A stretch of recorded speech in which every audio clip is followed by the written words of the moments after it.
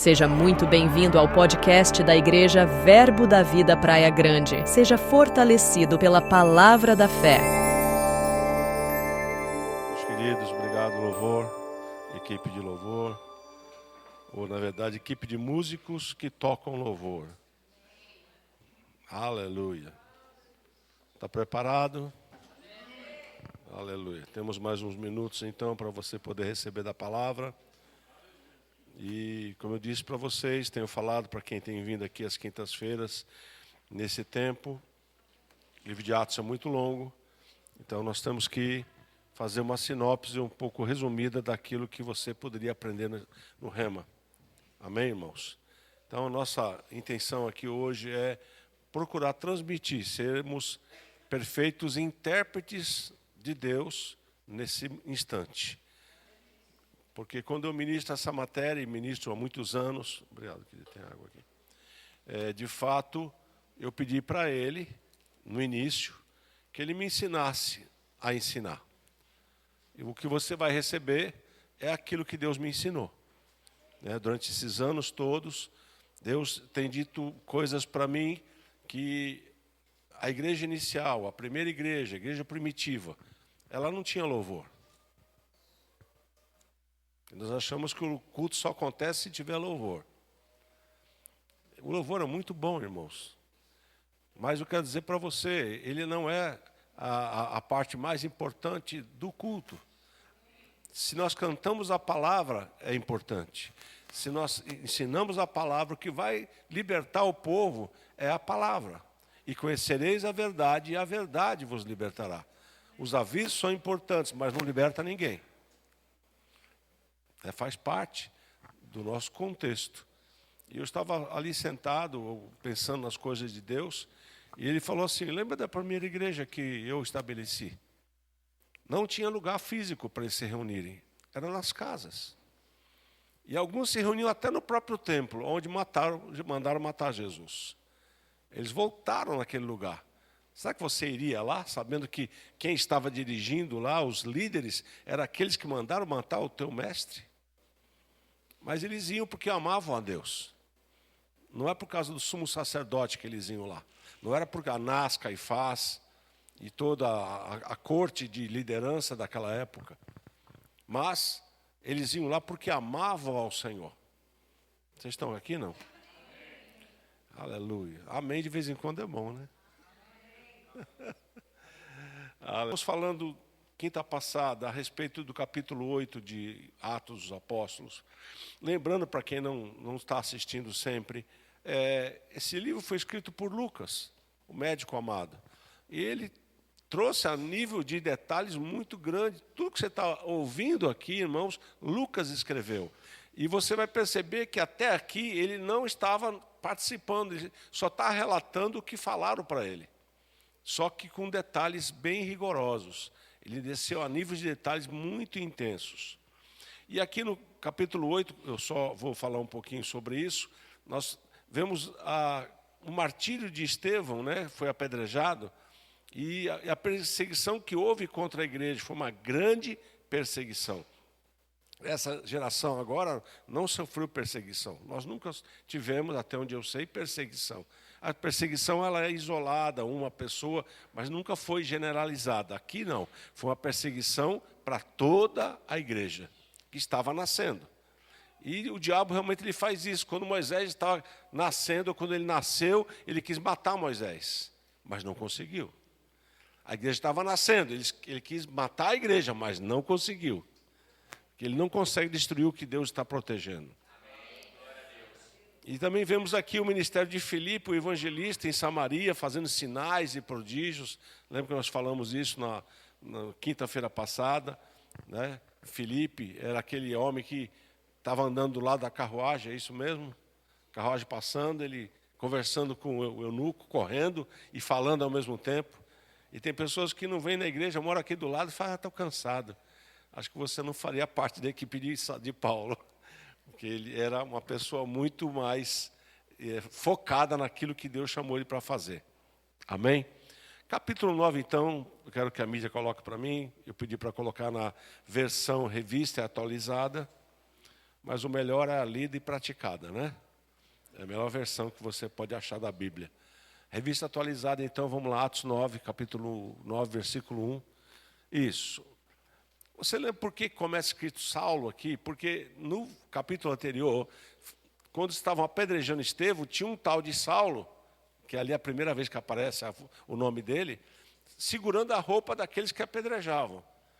Esse sinal, essa palavra, significa que ele estava concordando com aqueles que estavam apedrejando. Eu acho maravilhoso que o capítulo 9 aqui vai abrir os seus olhos, como abriu o de Saulo também. E aqui no capítulo 9 diz assim, Saulo respirando ainda ameaças. Olha que incrível. Saulo respirando, é uma expressão, tá? Respirando ainda ameaças. O que ele está dizendo? Que o mesmo que segurava a roupa lá, estava ainda com o mesmo propósito de perseguição. É isso que ele está querendo dizer, Lucas. Respirando ainda ameaças e morte contra os discípulos do Senhor, dirigiu-se ao sumo sacerdote. O propósito dele, depois de ter concordado com a morte de Estevão, ele estava querendo continuar a mesma disposição. Só que, irmãos, a morte de Estevão foi assistida pelos céus. Você lembra na quinta passada, quando aconteceu a morte dele, quem é que estava observando? E Deus. Os dois. Deus no seu trono, Jesus ao lado dele em pé. Observando o que estava acontecendo com ele. Né? Mas olha só, quando ele observa, ele não observa só a morte, ele observou todos que estavam lá, inclusive Saulo. Aí você pensa, Deus não está vendo o que eu estou fazendo. Tudo bem. Então nós vamos ler no versículo 1 ao 19, é narrado a conversão de Saulo. Vamos ler todo o texto? Olha lá, ele foi no sumo sacerdote e pediu para eles cartas para as sinagogas de Damasco. Ou seja, o objetivo dele era perseguição àqueles que eram do caminho. É o nome que se dava naquela época. A fim de que, caso achasse alguns que eram do caminho, assim homens como mulheres os levassem presos para Jerusalém. Seguindo ele estrada fora, ao aproximar-se de Damasco, Damasco era na Síria, estavam em Israel e foram para a Síria. Subitamente, uma luz do céu brilhou ao seu redor. Eu costumo falar, eu gosto de um pouco de drama, né? Eu digo assim, tchan, tchan, tchan, tchan, alguma coisa vai acontecer. Porque ele provocou os céus. E Deus sabia do que ele era capaz de fazer. Então Deus aqui começa a se mover, uma luz caiu do céu, veio do céu, e ele caindo em terra, já vi alguns ministros nossos mesmos falar que caiu do cavalo. Aqui a Bíblia, irmãos, eu sou de Bereia. Eu gosto de falar o que está escrito. A interpretação, cada um pode fazer o que quiser, mas eu vou seguir o que está escrito. E o que está escrito é que ele caiu, ele pode ter caído em pé. Ele estava em pé e caiu. Ele pode estar na carruagem e caiu. Podia estar num burro, num animal de carga e caiu. Podia estar num cavalo também e caiu. Eu não posso cravar que era um cavalo. Eu não posso fazer isso, porque a Escritura não fala. Não vai além, a Bíblia fala, não precisa ir além. A Escritura não precisa de ajuda. Ela fala por si mesma. E caindo por terra, ouviu-se uma voz que lhe dizia: Saulo, Saulo, por que me persegues? Vamos ler, vamos ouvir tudo para que você possa entender. Ele perguntou: quem és tu, Senhor? Porque ele chamou de Senhor, porque uma luz brilhou do céu. Ele falou: o que está acontecendo aqui? E já sabendo que era alguém do reino celestial, ele perguntou: quem és tu, Senhor, que eu estou perseguindo? E a resposta foi: eu sou Jesus a quem tu persegues. Tu imagina essa situação? Pensa um pouquinho comigo. A igreja de Jesus, ele sabia de Jesus. Ele era judeu. Ele sabia o que aconteceu lá. Ele conhecia. E ele não era favorável a Jesus. Ele era contra Jesus. Achava que Jesus era alguém que estava fora da palavra, do conhecimento que eles tinham, que era a lei de Moisés. Porque eles acusavam Jesus de muitas coisas, inclusive contra a lei, que eles seguiam a lei, só que sem entendimento. E ele disse: mas levanta-te e entra na cidade, onde te dirão o que te convém fazer. Continuando, os seus companheiros de viagem pararam emudecidos, ouvindo a voz, não vendo contudo ninguém. Ele também não viu ninguém, mas ouviu a voz e os companheiros também ouviram.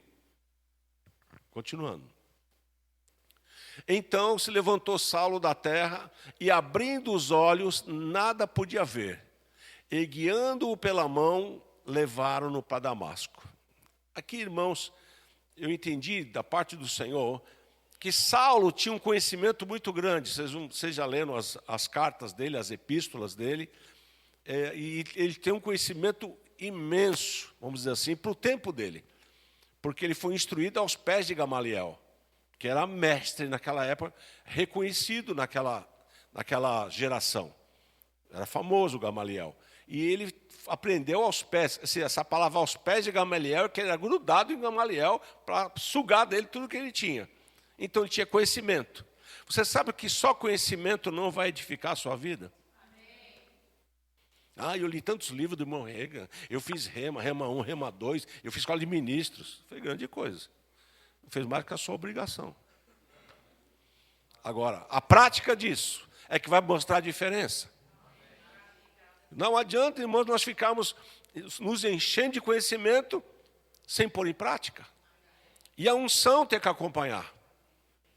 Ninguém se auto-unge, irmãos. Isso não existe. Deus é quem levanta. Ele é que faz isso. O conhecimento é importante para nós. Eu não estou anulando o conhecimento, mas qual é o objetivo que você está estudando? Para ser melhor que os outros? Para todo mundo saber que você sabe a palavra? Não, irmãos. Você vai ver um homem aqui que sabia muito da palavra. E Deus, nesse momento que a luz brilhou, o que aconteceu com ele, fisicamente? Eu não ouvi. O que é que Deus está dizendo? Ele era um cego, sem saber que era cego. E Deus deixou ele cego por um tempo. E foi o próprio Deus que cegou ele. Para que ele pudesse. Deixa eu dizer o que é um cego, irmãos. Eu não sei, porque, graças a Deus, nunca fui cego. Né? Mas quem é cego, aguça os outros sentimentos. Esse homem nunca foi cego e de repente ficou. A Bíblia diz que ele foi guiado pelas mãos. Vê se é isso, volta para mim lá. Versículo 8. Vamos lá. Então se levantou Saulo da terra e, abrindo os olhos, nada podia ver, e guiando-o pela mão. Olha só, um homem cheio do conhecimento, cheio de si mesmo, teve que ser levado pelos outros. De um momento para outro. E sabe, irmãos, não deixe Deus corrigir você a esse ponto. Porque todo aquele que se eleva vai ser humilhado. Mas aquele que se humilha será exaltado. Não procure glória, irmãos. Púlpito não dá glória para ninguém. Ainda que pareça. Pode parecer. Mas sabe, irmãos, a unção tem que estar presente aqui. Porque se ela não estiver presente, é só conhecimento. E conhecimento não liberta ninguém. O que liberta você é a palavra ungida. É a palavra com a unção. Porque o que liberta é o Espírito Santo, através do conhecimento da palavra. Porque eles, conhecereis a verdade vos libertará. Mas a verdade está ligada ao Espírito. Amém, queridos? Não é só conhecimento. Senão todos os professores que estão nas universidades seriam ungidos. E eles, a maioria não são. Ok? Esteve 3 dias sem ver. Olha, um homem carregado de conhecimento, cheio de si mesmo, querendo matar. Olha, ele cria tanto na lei, a tal ponto que ele matava em favor da lei. Ele defendia aquele que ele cria até o ponto de matar alguém. Ao nível que chegou, não só ele, como outros, porque apedrejaram Estevão. E aqui passou 3 dias cego. Irmãos, dê graças a Deus que você não é cego. Porque se você for cego, irmãos, alguém vai ter que guiar você. Você não come mais sozinho, alguém tem que trazer comida para você. Alguém vai ter que dar banho em você. Alguém vai ter que levar você para a cama. E acho que aconteceu exatamente isso com ele. Ele ficou 3 dias dependendo dos outros.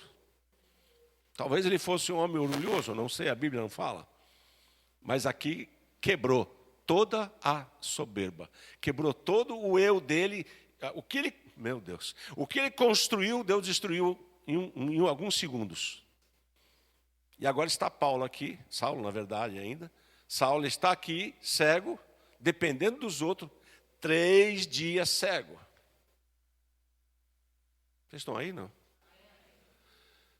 Esteve 3 dias sem ver, durante os quais nada comeu nem bebeu. Eu falei que ele dependeu dos outros para comer, mas ele não quis comer. Por quê? O impacto foi grande. O impacto na vida desse homem foi grande demais. Então ele sabia que era o Senhor. E o Senhor, quando falou com ele, se identificou. Eu sou Jesus, a quem você está perseguindo. Continuando. Ora, havia em Damasco um discípulo chamado Ananias. Essa parte é sensacional da Bíblia. Disse-lhe o Senhor numa visão. Presta atenção. Saulo está lá, 3 dias cego. Não sei onde ele está em algum lugar. Aí havia nessa cidade de Damasco um homem chamado, vamos lá o nome dele, Ananias. E ele era discípulo. Presta atenção, Lucas quando escreve, esse aqui era discípulo. Ananias e Safira não fala que é discípulo. Ok? Certo homem e certa mulher. E aqui fala, um discípulo chamado Ananias, e disse-lhe o Senhor numa visão, Ananias, ao que respondeu, eis-me aqui, Senhor. Essa resposta dele, para mim, é um sinal de que ele já ouvia a voz do Senhor. Ele não ficou assustado com a voz, que nem Saulo. Quem és tu, Senhor? Aqui ele falou, fala, Senhor, porque era discípulo. Amém? Então o Senhor lhe ordenou. Diga para o seu vizinho, ele ordenou. Ele não pediu, ele ordenou. Dispõe-te e vai para a rua que se chama direita. Não é aquela de São Paulo não, tá? E na casa de Judas procura por Saulo, apelidado de Tarso. Por que apelidado de Tarso? Porque ele era Saulo que nasceu em Tarso. Ok? Só para você saber que naquela época, repito de novo, não tinha sobrenome. Para identificar o Paulo de Tarso. Procura por Saulo de Tarso, pois ele está orando. E viu entrar um homem chamado o quê? O que ele está dizendo? Ele orando, viu você entrando. Então você vai ter que ir lá. Deus faz conexões, irmãos. E impor-lhe as mãos para que recuperasse a vista. Esse homem não sabia de nada. Ele não sabe que Saulo estava caminhando, que viu a luz, que ouviu a voz, que ficou cego. Ele não sabe. Ele só ouviu a instrução do Senhor para ele. Mas olha a resposta que ele deu. Vamos lá. Ananias, porém, respondeu, Senhor, tipo assim, eu respeito o Senhor, mas deixa eu contar uma coisa que acho que o Senhor não sabe. Olha só que petulância nossa às vezes, né? De muitos tenho ouvido a respeito deste homem, quantos males tem feito aos teus santos em Jerusalém. E para aqui ele trouxe autorização. Esse é um homem conectado, irmãos, ele já sabia. Saulo está vindo aí, gente, ó. Ele pegou carta, ficamos sabendo lá, não tinha WhatsApp naquela época, tá? Nem Facebook, nem Instagram, mas ele estava sintonizado.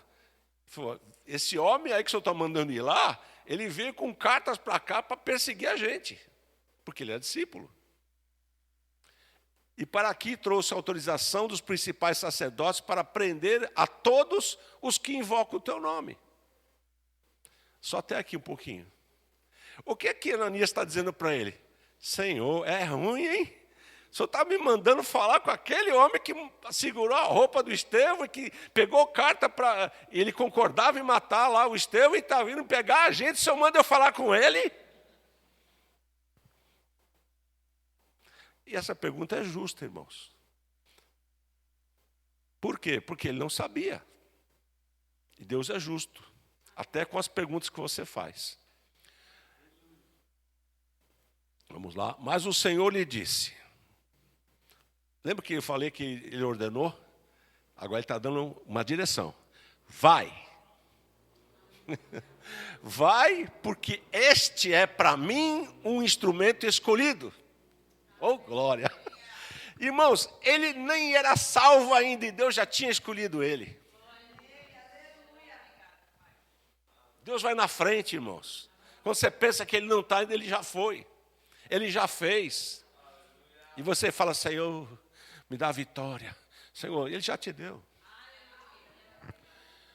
Vai, porque este é para mim um instrumento escolhido para levar o meu nome perante gentios, grava isso, reis e bem como perante os filhos de Israel. Ou seja, Jesus quando falou aquilo disse, eu já escolhi ele para estar diante de reis, de sacerdotes, de filhos de Israel, eu escolhi e determinei isso, já está feito. Só falta ele saber. Saulo não sabia disso ainda. Quem sabia agora? Ananias. A Ananias foi revelado o plano de Deus na vida de Saulo. O que é que Jesus está falando para ele aqui? Vai, porque eu já escolhi ele.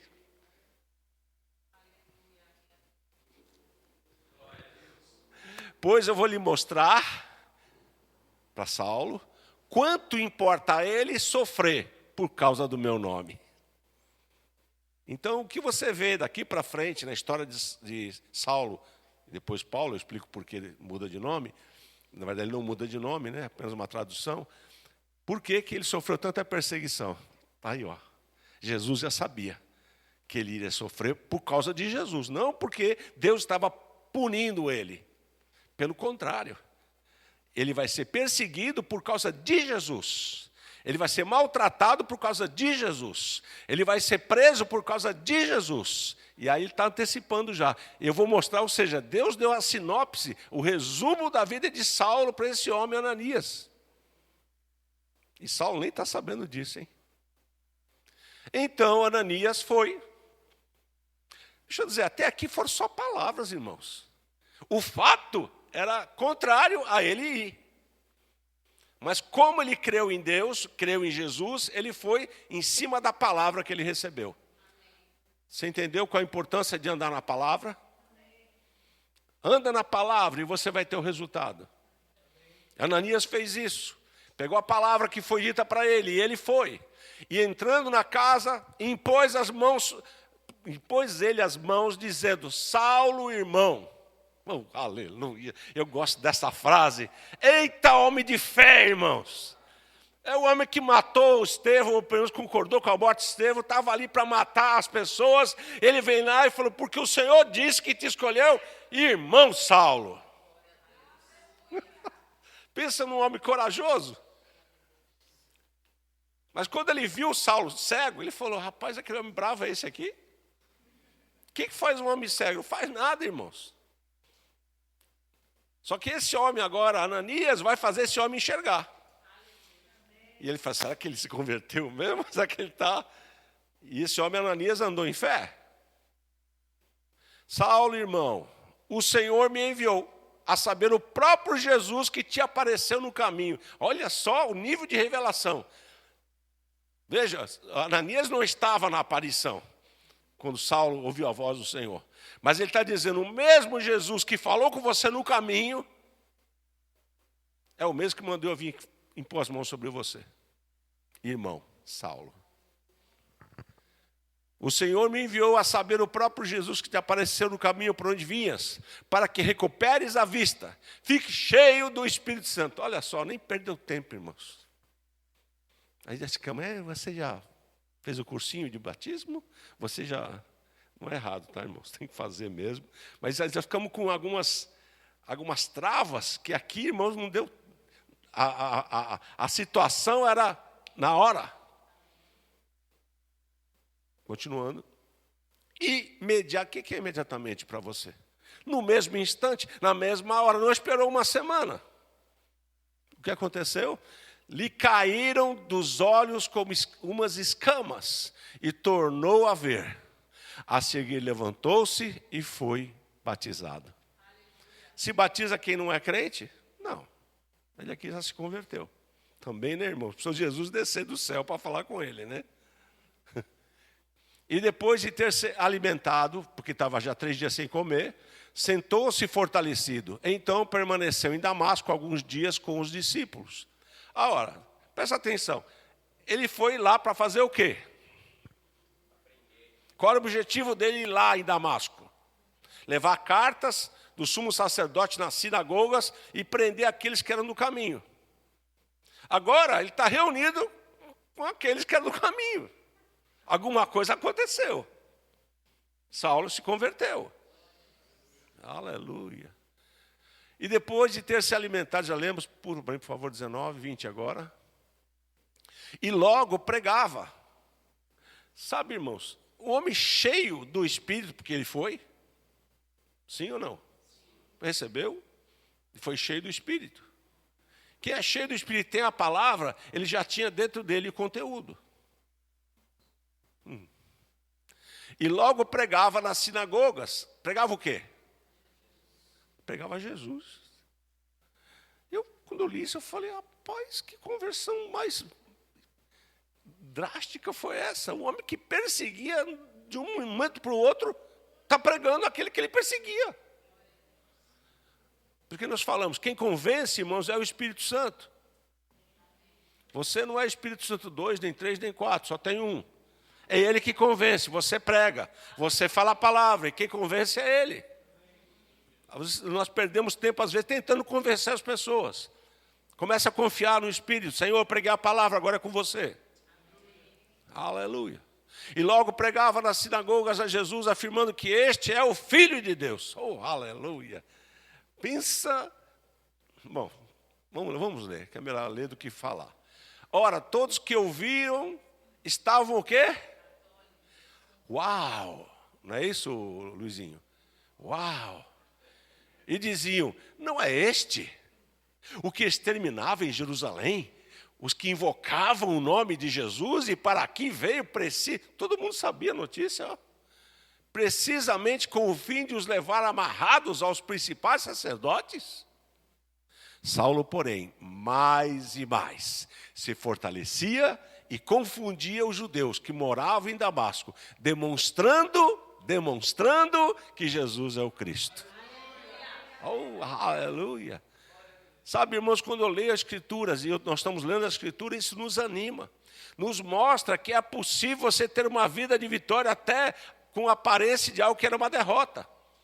Quem olhava para Saulo dizia, esse não tem mais jeito. Olha lá, persegue, mata. E é conhecedor da palavra, hein? Ele não era leigo, não. Versículo 23. Decorridos muitos dias, os judeus deliberaram entre si tirar-lhe a vida. Olha, está provando daquilo que ele fazia. Os judeus que ouviram ele falando isso, por quê? Ele foi até lá, a Damasco, no meio dos judeus, para pegar os que eram do caminho e levá-los até Jerusalém para castigá-los lá, ou até matá-los. Mas quando ele se converte, começa a pregar, essas pessoas nos quais o conheciam, disseram, rapaz, ele virou a casaca. Agora ele está pregando aquilo que nós perseguimos. Faz o seguinte, vamos eliminar ele também, já que nós vamos eliminar os outros, vamos eliminar ele também. Procurar tirar a vida dele. E quando fala procurar tirar a vida dele, não é, procurou tirar a vida dele. Não, e queriam matar ele mesmo. Vamos lá, continuando. Porém, o plano dele chegou ao conhecimento de Saulo.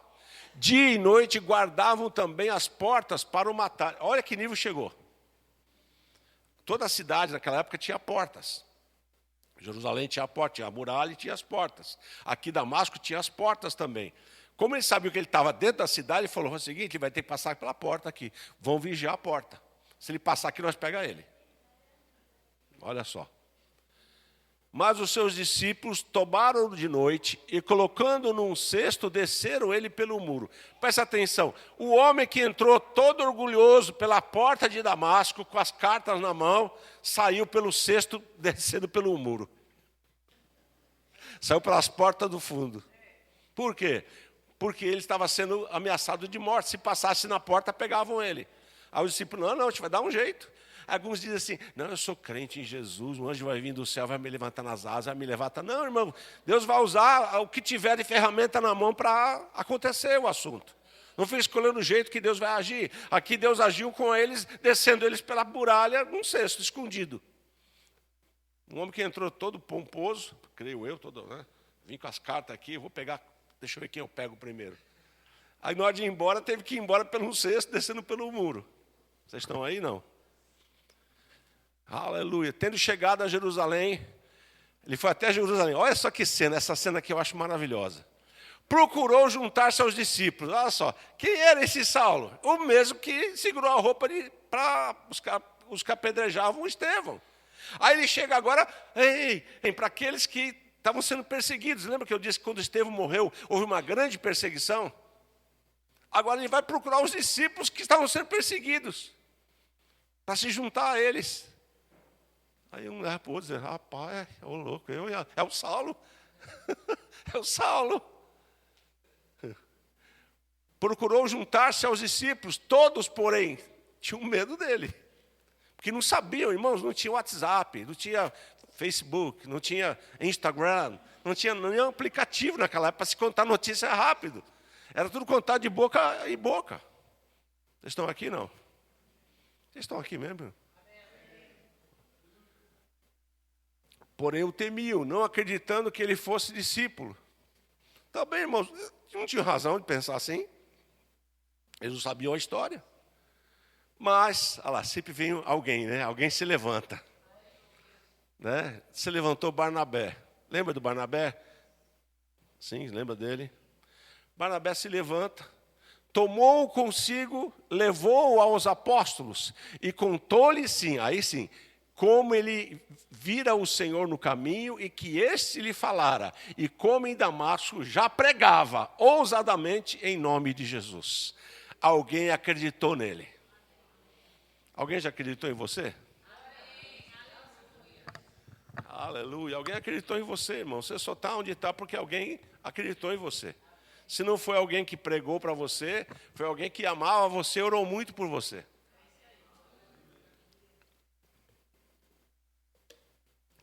Deus quer que se levante muitos Barnabés na igreja. Amém? Estava com eles em Jerusalém, entrando e saindo, pregando ousadamente no nome do Senhor. Continuando. Falava e discutia com os helenistas. Quem são os helenistas? Eu falei aqui, hein? Os judeus que falavam a língua grega. Ou seja, eram judeus. Você sabe que, vamos lá. Judeu não é só aquele que mora lá em Israel. Pode ter judeu aqui. Por exemplo, aqui na Praia Grande tem japonês? Tem. Eu posso dizer que ele é do Japão? Não necessariamente. Mas ele é japonês. Ou seja, aqui está dizendo que, vou voltar aqui para ler o texto. Os judeus estavam esparramados por várias cidades, inclusive na Grécia. Então, alguns tinham a língua grega, que eu já falei para vocês que é a língua, que era o inglês daquela época. Então, os helenistas estavam lá, discutia com eles, mas eles procuravam tirar-lhe a vida. Ou seja, provavelmente é da turma do Saulo antigo. Ok? Continuando o texto. Tendo, porém, chegado ao conhecimento dos irmãos, levaram ele até Cesareia e dali enviaram ele para a terra dele. Cesareia na praia, se você não sabe, um dia você pode ir a Israel, se quiser. As passagens estão aí, Deus está dando passagem para quem quer ir. Então, Cesareia na praia, tá certo? De lá, provavelmente pegou um navio e foi até a terra dele, que era Tarso da Cilícia. A igreja, na verdade, tinha paz por toda a Judéia, Galiléia e Samaria, edificando-se e caminhando no temor do Senhor e no conforto do Espírito Santo. Ela crescia em número. Pode ir virando. Passando Pedro por toda parte, desceu também aos santos que habitavam em Lida, uma cidade.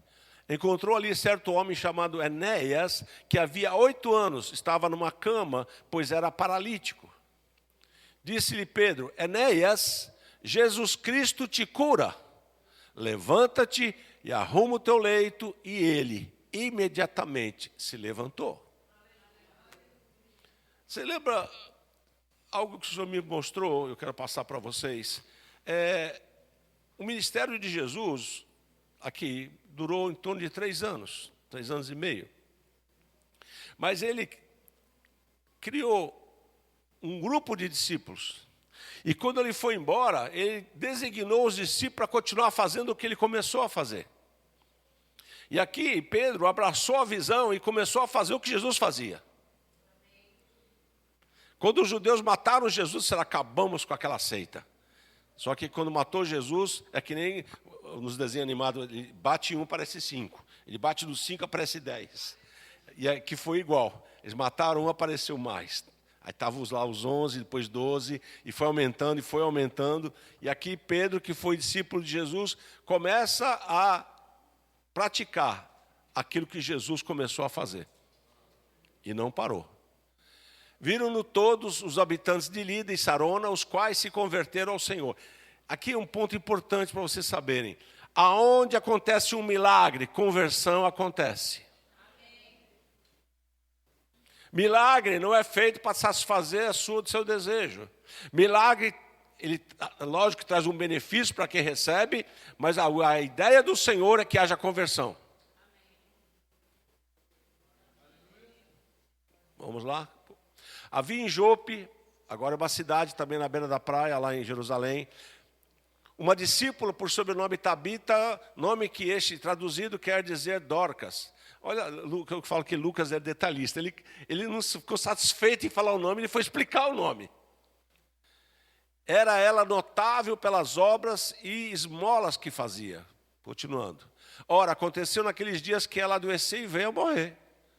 Depois de a lavarem, puseram-na no cenáculo, um lugar amplo. Como líder era perto de Jope, ouvindo os discípulos que Pedro estava ali, e certamente deve ter ouvido que ele curou um homem paralítico, enviaram-lhe 2 homens que lhe pedissem: não demores em vir ter conosco. Continuando, Pedro atendeu e foi com eles. Tendo chegado, conduziram-no para o cenáculo, e todas as viúvas o cercaram, chorando e mostrando-lhe túnicas e vestidos que Dorcas fizeram enquanto estava com elas. Mas Pedro, tendo feito sair todos, pôs-se de joelhos e orou. Sabe, irmãos, tem certas, o que eu vejo aqui, que não tem regra para essas coisas. Não tem, já que ele fez assim, eu vou fazer assim também. Entrou um cego na igreja, eu vou cuspir no chão para fazer lodo e vou passar no olho dele. E eu pergunto, o Espírito Santo falou para você fazer isso? Irmãos, os milagres são conduzidos por Deus. O homem não conduz isso, ele só obedece. Porque o milagre quem faz é Deus. O homem não faz milagre. O homem reproduz o que Deus está mandando fazer naquela hora, para que a glória seja dele. E a posição de Pedro aqui, diante da... Veja, a mulher morreu. E eu penso comigo, quando eu leio isso, ele foi buscar o Senhor, irmãos. Então eu aconselho você, quando você for fazer alguma coisa, não faça porque você leu o livro. O livro que eu falo, livro escrito comum, não a Bíblia. O livro falou assim, então eu vou fazer assim. O livro é a instrução para você se alimentar, e Deus vai usar isso no momento certo. É um depósito para você. Não é uma regra. Porque o irmão Rega fez, eu vou fazer, vai dar igual. Não, se for praticar a palavra, pode fazer. Mas se é uma doutrina, irmãos, a doutrina é da Bíblia. Amém? E aqui diz que ele foi, pondo-se de joelhos, orou, e voltando-se para o corpo, disse. Ele só se voltou para o corpo para falar depois de ter orado. E certamente Deus falou com ele, viu, irmãos? Depois que ele virou para o corpo, olha só, e disse: Tabita, levanta-te. Nós sabemos que quando alguém morre, não fica lá no corpo, tá? Ele não está falando para aquele corpo morto. Ele está soltando uma voz de comando. Você lembra do Pedro e João na Porta Formosa? O que é que eles deram para aquele homem? Uma voz de comando. Levanta-te e anda. É uma ordem de comando. Aqui ele deu um comando para alguém que já não estava mais lá. Mas Deus já tinha dado a resposta para ele. Porque não é, ele está orando, então desce rápido lá, que ele está orando para você levantar. Não, Deus já tinha um plano. Diga para alguém, Deus já tinha um plano. Tabita, levanta-te. Ela abriu os olhos e, vendo a Pedro, sentou-se. O morto. Aí você fala assim, que legal, o morto sentou. Se tu estivesse lá, como é que você reagiria? Nossa, um morto lhe sentou. Meu Deus do céu. Mas não sentou sozinho, alguém deu uma voz de comando. Deus está na situação. Aleluia. Ele, dando-lhe a mão, levantou-a e, chamando os santos, especificamente as viúvas, apresentou ela e disse, está aqui o que vocês pediram. Sabe, irmãos, pode parecer uma coisa tão simples, mas foi tão poderoso. Impactou aquela cidade, impactou aquela geração. Irmãos, a nossa igreja, não é Verbo da Vida, a nossa igreja dessa geração tem que resgatar isso de volta. Olha lá, isso se tornou conhecido por toda a Jope, e muitos creram no Senhor. O que eu vejo de novo aqui? Sinais e prodígios para a conversão. Aleluia. Continuando. Pedro ficou em Jope muitos dias em casa de um curtidor chamado Simão. Aqui eu quero falar uma coisa rápida, eu sei que o tempo aqui voa. Mas curtidor não é que ele fica curtindo aqueles... né, lá no curtidor, está curtindo comigo esse rapaz aí, não? Curtidor era de cortiço. Não é cortiço de casa velha, não. De couro. Ele era o homem que tratava com couro. Que naquela época, irmão, as roupas também eram de couro. Os escritos eram também feitos em couro. Então, era um bom negócio. Então, Pedro, quando ia para a praia, porque lá era praia, ele ficava na casa de um irmão, Simão, o curtidor. E alguns até chegam a dizer que eles mexiam com sangue dos animais, porque a pele do animal tem que ser tirado e tal, não, lógico, um animal morto. Então ele mexia com sangue. Então Pedro estava no meio de alguém que mexia com sangue. Estou só lembrando você em relação à lei. Tá? Vamos lá. Continuando, por favor. 44. Dedinho aí, por favor, na tecla. Está chegando.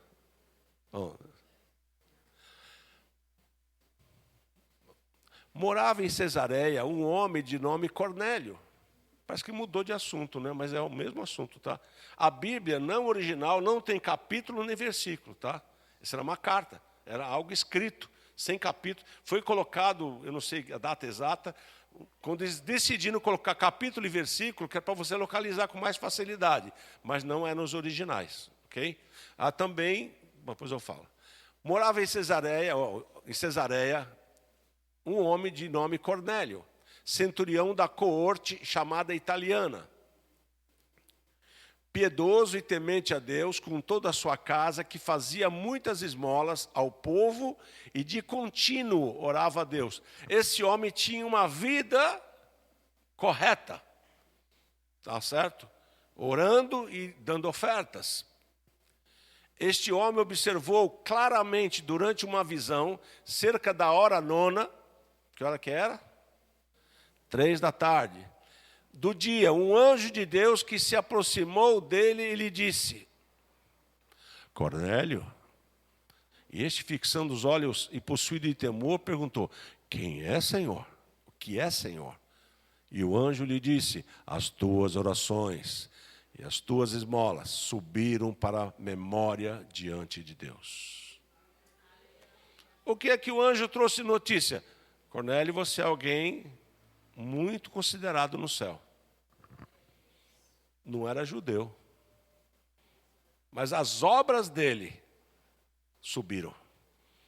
Chegaram à presença do Altíssimo. Ao ponto de Deus dizer, vai lá e diga isso para ele. Ele não sabe que já chegou aqui para mim o que ele faz. Eu tenho observado a vida desse homem. Só falta uma coisa para ele. Agora, o anjo falando para ele, envia mensageiros aonde? Quem é que estava em Jope? Vocês estão aqui, irmãos? Quem é que estava curtindo, com o curtidor lá, na casa dele, a casa de praia, ele estava curtindo lá um tempo.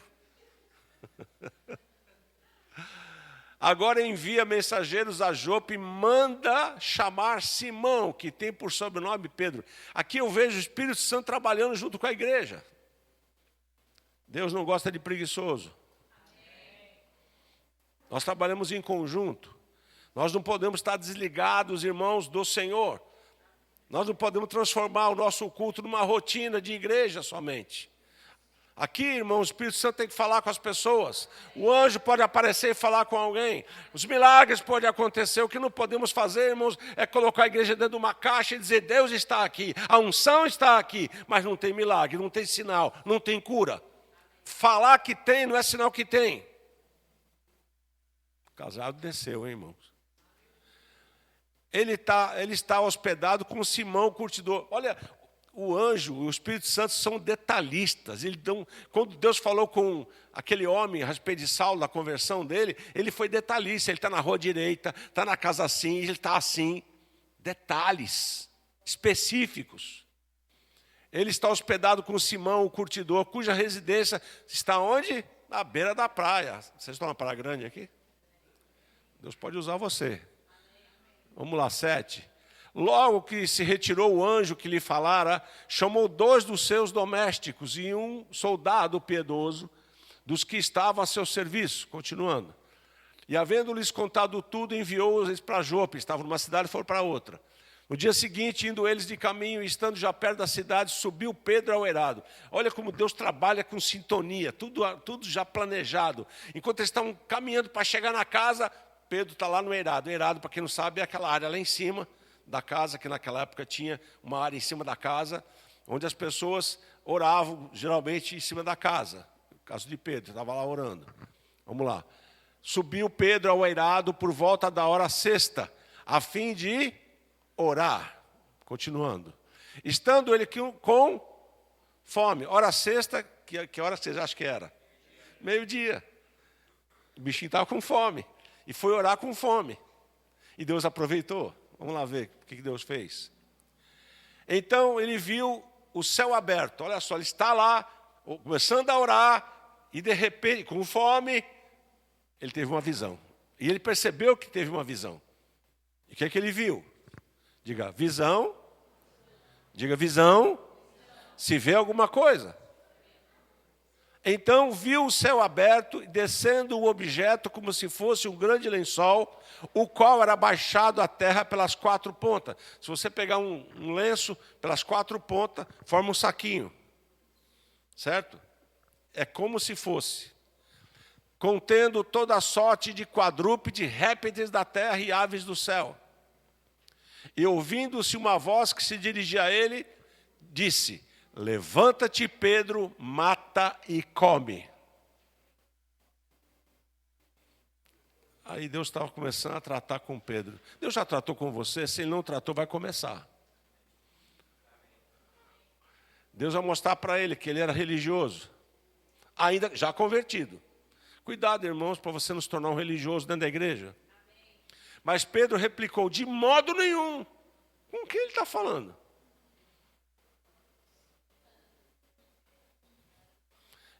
Senhor, porque jamais comi coisa alguma comum e imunda. Por quê? Aqueles animais eram animais imundos, segundo a lei. A lei dizia o que podia comer de animal ou não. Animal de pata fendida, réptil, não podia comer, o judeu não come isso, até hoje. Então, quando apareceu, ele falou, isso aqui é uma pegadinha. O Senhor está me provando. Não, Senhor, jamais comi isso. Coisa comum e imunda. Jamais comi, eu sou judeu. Segunda vez, a voz lhe falou, ao que Deus purificou. Agora entrou. O que eu purifiquei, coma. Mas o Senhor disse que não é para comer. Eu purifiquei, coma. E sabe, irmão, você lendo essas palavras, dá a impressão que ele está falando de animal mesmo. Mas não, era uma visão. Deus estava tratando no coração de Pedro, tirando o ranço. Ele está dizendo, aprenda a me obedecer. Não se apoie no seu conhecimento. Glória a Deus. Deus é bom. 16. Estamos terminando já, irmãos. O tempo está indo embora. Sucedeu isto por quantas vezes? Por que 3? Porque na primeira ele já disse, Senhor. Não, foi 3 vezes para quebrar. Tem pessoa que é teimosa. E logo aquele objeto foi recolhido para o céu. Estando Pedro perplexo, enquanto Pedro estava perplexo sobre qual seria o significado da visão, eis que os homens enviados da parte de Cornélio, a cronometragem de Deus estão chegando as pessoas. Aquilo que Deus fez com ele, ele teve a visão do lençol, era porque os homens estavam chegando. E agora vem o complemento dessa visão. Eis que os homens enviados da parte de Cornélio, tendo perguntado pela casa de Simão, pararam junto à porta, continuando rapidinho, e chamando, indagavam se ele estava ali, hospedado com Simão, por sobrenome Pedro. Enquanto meditava Pedro acerca da visão, disse-lhe o Espírito, estão aí 2 homens que te procuram. Levanta-te, pois, desce e vai com eles, nada duvidando, porque eu os enviei. Agora, se você não soubesse disso, será que ele iria, se eles aparecessem lá e dizer, olha, o Cornélio mandou buscar você, nós somos gentios e você tem que vir com a gente. Ele iria? Não. Mas Deus havia quebrado ele aqui. Dizendo para ele, vai, porque isso é obra minha. Aí você pode pensar, mas, nossa, é só a casa de um homem. Não era não, eram os primeiros gentios. Homens e mulheres que não tinham Deus, não eram judeus, estavam se convertendo, e Deus estava nisso. E descendo Pedro para junto dos homens, disse, aqui me tendes, sou eu a quem buscais, a que viestes? Então disseram o centurião Cornélio, pode continuar, eu vou virar porque essa aí é a repetição. Então Pedro convidando-os para entrar. O que eles eram? Gentios. Convidou gentil para entrar na casa de judeu. Olha, quebrando o estigma. E os hospedou. No dia seguinte levantou-se e partiu com eles. Também alguns irmãos, os que habitavam em Jope, foram em sua companhia. No dia imediato entrou em Cesareia. Cornélio estava esperando com eles, tendo reunido o quê? Um homem que gera expectativa, falou homem e mulher, tá? Alguém que gera expectativa, quando Deus está falando, irmãos, vai colher resultado. Esse homem, quando soube que vinha alguém falar da parte de Deus, o Deus que ele respeitava, o Deus que ele honrava, o Deus que ele orava, ele falou, meu Deus, vem homens do Deus que eu creio na minha casa, fulano, chama ciclano, chamou a família toda, irmão. E o círculo íntimo dele, quero todos aqui, venham cá, vocês vão ouvir, um homem de Deus está vindo aqui. Aconteceu que indo Pedro a entrar, lhe saiu Cornélio ao encontro e prostrando-se-lhe aos pés o adorou. Por quê? Esse homem gerou por anos essa comunhão com Deus sem ver nada, sem ter contato com ninguém que era desse caminho. E Pedro chega e falou, nossa, um anjo falou comigo e mandou você e você veio. Então Deus está nessa situação, se prostrou aos pés de Pedro. Mas Pedro o levantou dizendo, ergue-te, que eu também sou homem. Você tem que se dobrar para Deus, não para nós. Eu vou dizer de novo, não pega a glória que é de Deus, irmãos. Deixa a glória ser dele. Falando com ele, entrou encontrando ali muitos reunidos. Muitos. Uma igreja, irmãos. Estava lá, muitas pessoas. A quem se dirigiu dizendo, vós bem sabeis que é proibido, olha lá, aquilo que eu falei, a um judeu ajuntar-se ou mesmo aproximar-se de alguém de outra raça. Mas Deus me demonstrou, o lençol. Deus me demonstrou, ele pegou a visão, ele põe 3 vezes, né? Ele pegou a visão, que a nenhum homem considerasse comum e imundo. Deus não está falando de animal, está falando de homens. Ele usou a figura de animais para entender que aquilo que ele pensava não era correto. O que ensinaram para ele não era correto. Não pode se misturar, você tem que ficar isolado. Por isso, uma vez chamado, vim sem vacilar. Porque o Espírito falou para ele, vai e não duvide. Pergunto, pois, por que razão me mandaste chamar? Aí vai falar de novo, eu não vou ler, porque isso aí, ele está contando a história de novo, que apareceu, né, na casa dele, a hora nona de oração. Continua, por favor. E disse Cornélio, a tua oração, Cornélio, a tua oração foi ouvida, e as tuas esmolas, ok, também já lemos sobre isso. Ele está repetindo a história, de novo, pode passar, ele está contando a história do anjo. Mandei chamar, e fizeste bem em vir, falando agora com Pedro. Agora, pois, estamos todos aqui, na presença de quem? Mas essas pessoas não tinham contato com nenhum judeu, irmãos. Não era da igreja. Mas eles estavam na presença de Deus. Estamos todos aqui com expectativa. Alguma coisa vai acontecer. Ele não sabia nada do que vai acontecer, mas gerou expectativa de que se Deus está no assunto, alguma coisa vai acontecer. E aí você fica, é mesmo? Que bênção.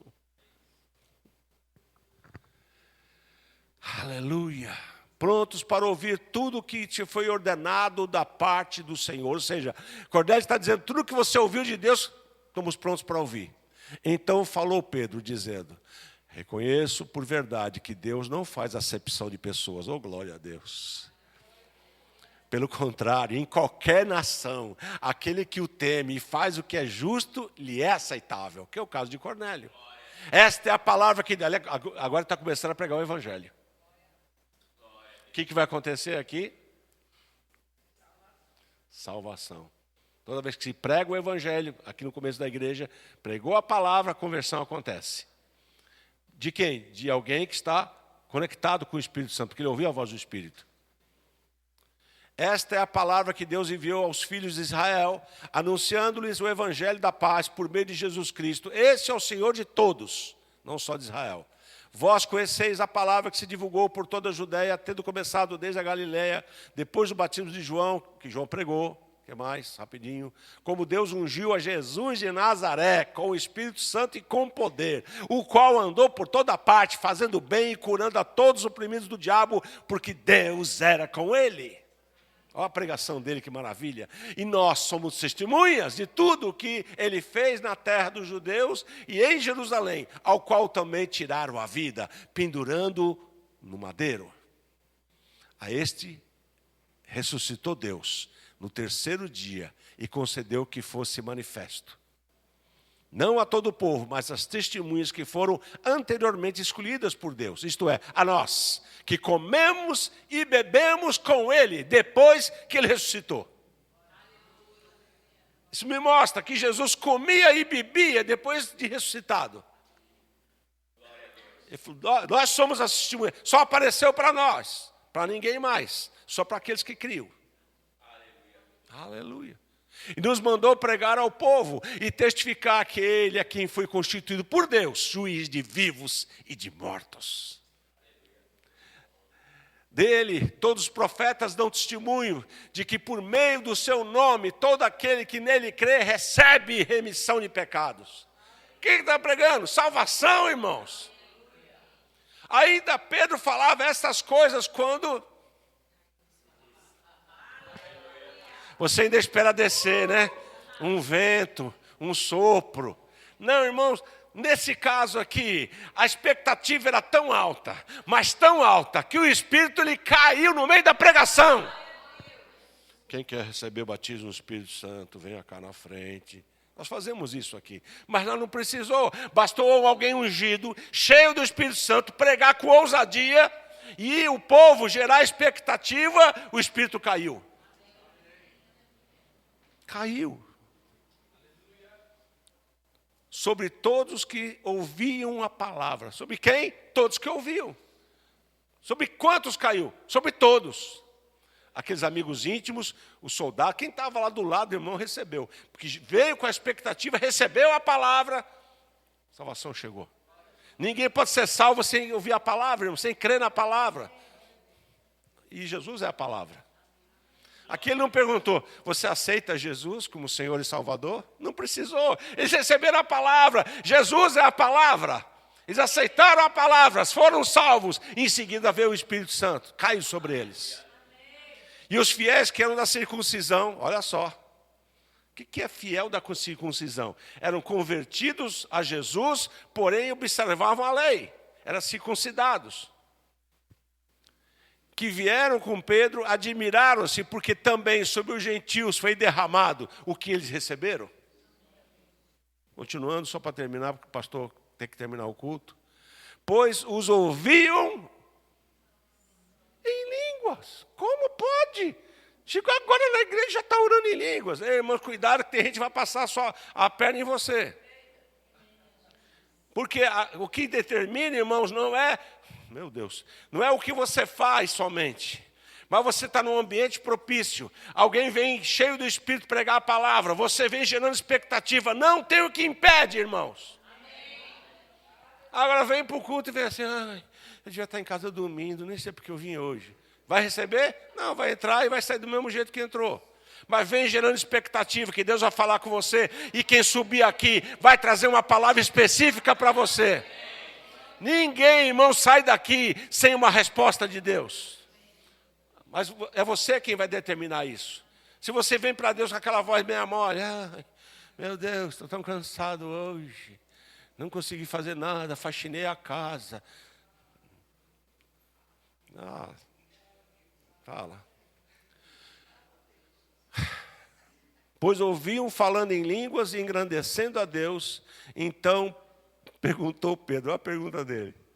Porventura, pode alguém recusar água? Eles começaram de trás para diante. Geralmente batiza nas águas e depois vai dar do Espírito Santo, mas não. E falou, vamos recusar água para eles? Tem que fazer água, mas a água veio agora, inverteu, irmãos.